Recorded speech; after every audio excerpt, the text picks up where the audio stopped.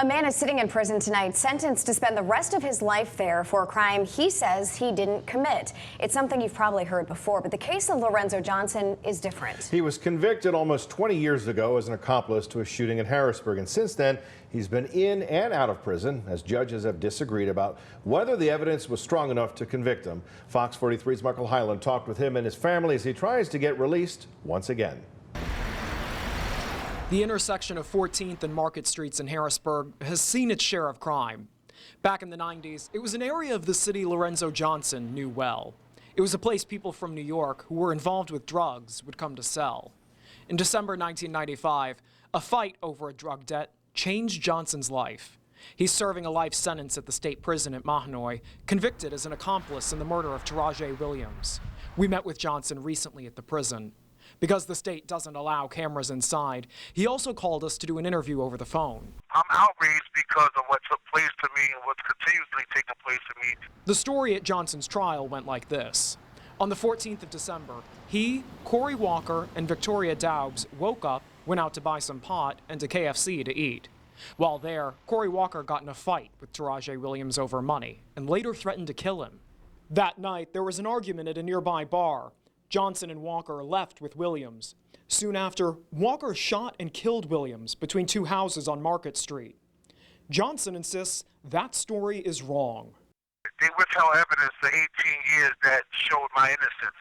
Witnesses and, statements from other witnesses that could have exonerated me during trial. Johnson says he wasn't even in Harrisburg when the shooting happened, not even in Pennsylvania. He was with friends in New York. Some of those people could have testified to that at trial, but now some of them have come forward to claim police coerced them into giving false testimony. To be away for almost 20 years for a crime that you didn't, let alone even be in a state when it took place, is like mind-boggling, In the years that followed, Johnson appealed his case to any judge who would listen. The state Superior Court upheld his conviction. But years later, another court disagreed. In 2011, a federal appeals court released this opinion, saying there was not sufficient evidence to convict Lorenzo. He was released from prison and returned here to his home in Yonkers, New York. He got a job and started to put his life back together. His brother, Tyrone Johnson, remembers seeing Lorenzo on the outside for the first time in over a decade. I thought it was over. That was it. They finally seen what they should have seen 17 years ago. Lorenzo reunited with friends like Brian O'Shea. He didn't get in one bit of trouble. He came out, he went to work, he got a job, he was working every day doing what he had to do and being around his family and friends, and just trying to do the right thing, staying out of trouble. He started working as a flagger at construction sites. He even found love.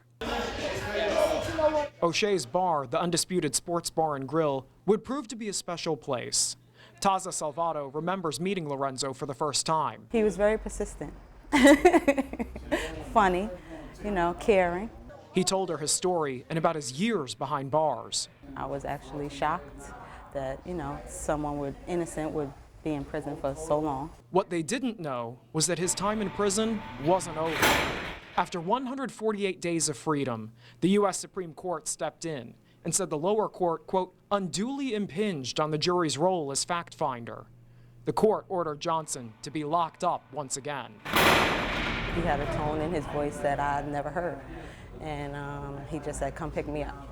And when I got there, it looked like someone sucked all the air out of him. His eyes were red, and I'm like, what happened?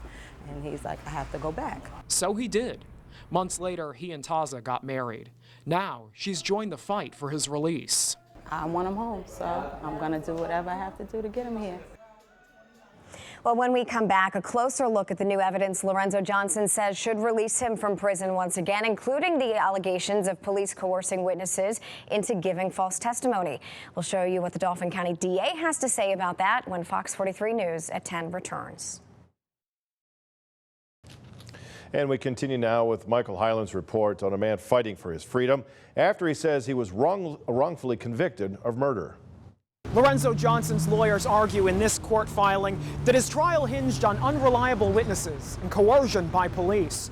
During the trial, a woman named Carla Brown testified she saw the men leaving the bar that night, but she also admitted to being a drug addict. And when asked on a scale of 1 to 10 about the amount of drugs in her system that night, she said 7. His lawyers also questioned the conduct of former Harrisburg police detective Kevin Duffin. Lorenzo's girlfriend at the time told Detective Duffin Lorenzo was in New York the night of the murder. She claims Detective Duffin threatened to charge her with perjury and have her kids taken away if she said that in court. Shaquan Ripley says he was with Lorenzo in New York. He says he told Detective Duffin that. But then Duffin threatened him and told him to be more vague about what date the trip to New York happened. Duffin didn't respond to requests for comment, but Dauphin County District Attorney Ed Marsico did. Detective Duffin was a hard-working detective, and police interrogations can take all different forms. There are certainly interrogations where, salty language is used, where the suspect is challenged. Marsico's office handled an unrelated murder case in 2000, where a witness is now recanting his testimony. The witness, Rufus Hudson, claims Detective Duffin checked him out of the county prison and coached him on what to say while they ate at McDonald's. We do not believe there's any credibility to it. I haven't read the allegations and the other claims, but I find it hard to believe. For now, Lorenzo's case is in the hands of the Pennsylvania Attorney General, which originally prosecuted the case back in the 90s. I know Lorenzo, I'm not going to say he was always perfect. He did things, so maybe he shouldn't have did, but he never did violent things. He's got in trouble for other things. He paid for his crime. He did what he did. He's not a killer. We're hoping that the justice system finally does what's right and lets him go. Oh, I will get out. In this situation, I never looked through my eyes as a lifer. I always knew when I was coming back home, but I just didn't know when. And I feel I got the support system now to just do that. And I got the evidence on my side, which is the truth. In Harrisburg, Michael Highland, FOX43, WPMT. Lorenzo Johnson's family and friends will be in Harrisburg next week for a rally at the Attorney General's office calling for his release from prison.